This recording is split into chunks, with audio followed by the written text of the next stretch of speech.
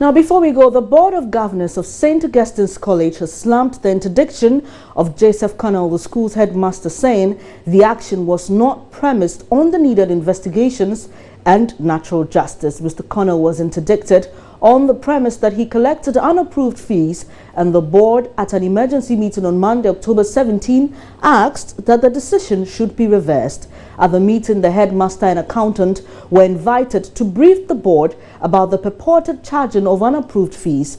The board, after its deliberation, noticed flaws in the interdiction, procedure for the interdiction, date and time of interdiction, and also date and time of investigation, as well as a breach of natural justice. JoyNews' Richard Kojonyako has been following the story. Hello, Richard. Hello. Any updates on this particular story? What is currently happening now? Has the GS responded to this?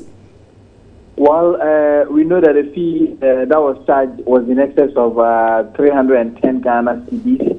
And according to the GES, even though the monies might not be the monies charged for the personal benefit of the head superintends over whatever happens in the school, and that he is vicariously liable for actions and inactions as far as the running of the school is concerned. But according to the school authorities I have been interacting with, the PTA approved the money for the legitimate purposes for the effective running of the school, so they do not understand why the head should be interdicted. So the board of St. Augustine's is very furious and want the GES to reinstate the headmaster because the head has done nothing wrong. Per the guidelines for the approval of fees, the failure by the PTA in the case of St. Augustine's College should not be grounds for the interdiction of the headmaster. And in fact, the board is also even daring the GES to go ahead and interdict all senior high schools in the central region, because checks in some of the senior high schools reveal that they are also charging fees that are over what government has mandated them to approve. According to them,